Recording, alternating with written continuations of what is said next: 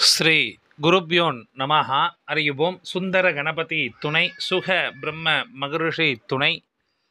ஆன்மீக செல்வர்களே, கிரிக்கெட் நேயர்களே, IPL 2024 இந்தியாவில் சிறப்பான முறையில் நடைபெற்று வருகின்றது. இதுவரை 44 போட்டிகள் நிறைவு பெற்றுள்ளன. 45வது போட்டியாக இன்றைய தினம் மதியம் 3:30 மணியளவில் குஜராத் டைட்டன்ஸ் மற்றும் ராயல் சேலஞ்சர்ஸ் பெங்களூர் அணிகள் இடையே மோத உள்ளனர். இந்த போட்டியில் வெற்றி பெறுவது யார் மற்றும் அதிக ரன்களை விளாசக்கூடியவர்கள் யார் என்பதை நாம் தெரிந்து கொள்வோம். அதற்கு முன்பாக நேற்றைய தினம் நடைபெற்ற 2 போட்டியும் நமக்கு எதிர்மறையாக அமைந்தது. தோல்வியை தழுவின மற்றும் ட்ரீம் 11 பிளேயர்களும் சிறப்பான முறையில் நேற்றைய தினம் கிடைக்கப் பெறவில்லை. நிறைய நேயர்கள் என்னிடம் கேட்டிருந்தீர்கள் அதற்குண்டான காரணங்கள் என்ன என்பது என்று. பொதுவாக ஒரு விஷயம் உண்டு. என்ன அப்படின்னா, நேற்றைய நட்சத்திர அதிபதி அப்படின்னு சொல்லக்கூடிய புதன் பார்த்தீங்க அப்படின்னா அஸ்தமனத்தில் இருக்கார். அது நீச்சத்தில் இருக்கார். வக்ரமாய் நீச்சத்தில் இருக்கார். ஒரு ஜோதிடருக்கு வாக்கு அப்படிங்கிறது இந்த புதனோட ஆதிபத்தியத்தை தான் வரும். ஸோ அப்போ அந்த நாளாக நீங்கள் வாட்ச் பண்ணுங்கள்.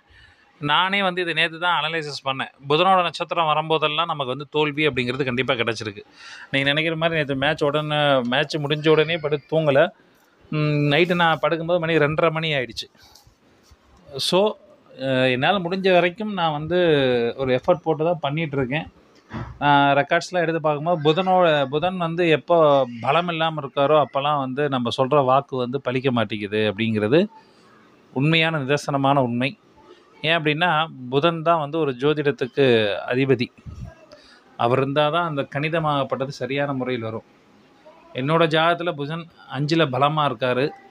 வாக்கு ஸ்தானாதிபதியாகவும் இருக்கார். அதனால் ஜோதிடம் வரும். இருந்தாலும் அவர் நேற்று 8ஆம் இடத்துல நீச்சமாக இருக்கார். ஸோ அப்போ நம்ம புதன் நட்சத்திரம் வரும்போது நம்ம சொல்லக்கூடியது நமக்கு எதுவுமே பலிதமாக மாட்டேங்குது அப்படிங்கிறது என்னோட ஒரு கணிப்பு.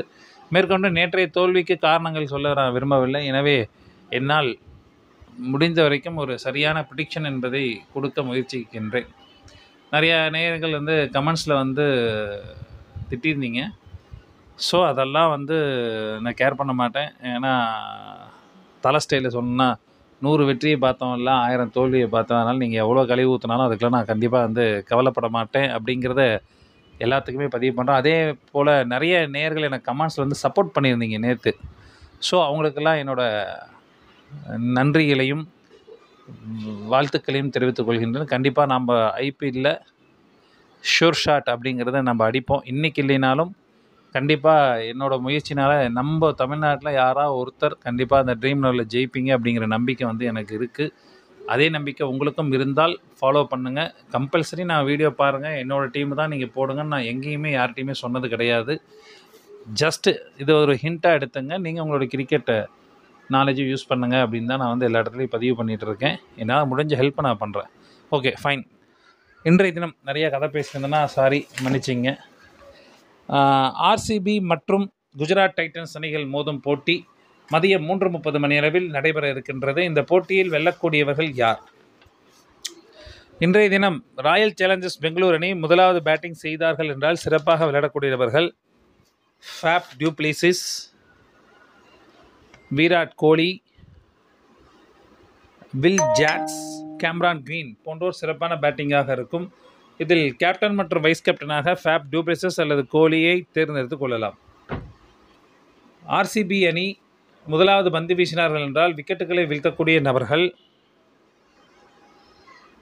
லாக்கி ஃபர்கியூசன், யாஸ் தயால், கேமரான் கிரீன் போன்றோர் விக்கெட்டுகளை வீழ்த்துவார்கள். RCB அணி இரண்டாவது பேட்டிங் செய்தார்கள் என்றால் சிறப்பாக விளையாடக்கூடிய நபர்கள் Virat Kohli, Rajat Patidar, Cameron Green, Dinesh Karthik, Will Jacks போன்றோர் ஒரு சிறப்பான பேட்டிங்காக இருக்கும். பெங்களூர் அணி இரண்டாவது பந்து வீசினார்கள் என்றால் சிறப்பாக பந்து வீசக்கூடிய நபர்கள் லாக்கி ஃபர்கியூசன், முகமது சிராஜ், கரண் சர்மா போன்றோர் விக்கெட்டுகளை வீழ்த்துவார்கள். அதே போன்று குஜராத் டைட்டன்ஸ் அணி முதலாவது பேட்டிங் செய்தார்கள் என்றால் சிறப்பாக விளையாடக்கூடிய நபர்கள் விருத்திமான் சாஹா, டேவிட் மில்லர், ஓமர் ஜாசாய், போன்றோர் ஒரு சிறப்பான பேட்டிங்காக இருக்கும். இதில் கேப்டன் மற்றும் வைஸ் கேப்டனாக சாஹா அல்லது ஓமர் ஜாஸாயை தேர்ந்தெடுத்துக் கொள்ளலாம். ஜிடி அணி முதலாவது பந்து வீசினார்கள் என்றால் விக்கெட்டுகளை வீழ்த்தக்கூடியவர்கள் ரஷீத் கான், நூர் அகமத், சந்தீப் வாரியர் போன்றோர் விக்கெட்டுகளை வீழ்த்துவார்கள். ஜிடி அணி இரண்டாவது பேட்டிங் செய்தார்கள் என்றால் சிறப்பாக விளையாடக்கூடியவர்கள் சுபம் கில், சாய் சுதர்சன், ராகுல் டிபேட்டியா மற்றும் ஷாருக் கான் போன்றோர் சிறப்பான பேட்டிங்காக இருக்கும். இதில் கேப்டன் மற்றும் வைஸ் கேப்டனாக சாய் சுதர்சன் அல்லது கில்லை தேர்ந்தெடுத்துக் கொள்ளலாம். நேயர்களே, இதில் ஏதேனும் மாற்றங்கள் வரும் பட்சத்தில் டெலகிராம் லிங்கில் அப்டேஷன் என்பது கொடுக்கப்படும். டெலகிராம் லிங்க் என்பது டிஸ்கிரிப்ஷன் பாக்ஸில் இருக்கும். இணைந்து கொள்ளாதவர்கள் இணைந்து கொள்ளுங்கள். இன்றைய தினம் ராயல் சேலஞ்சர்ஸ் பெங்களூர் அணி வெற்றி பெறுவார்கள். நன்றி, வணக்கம்.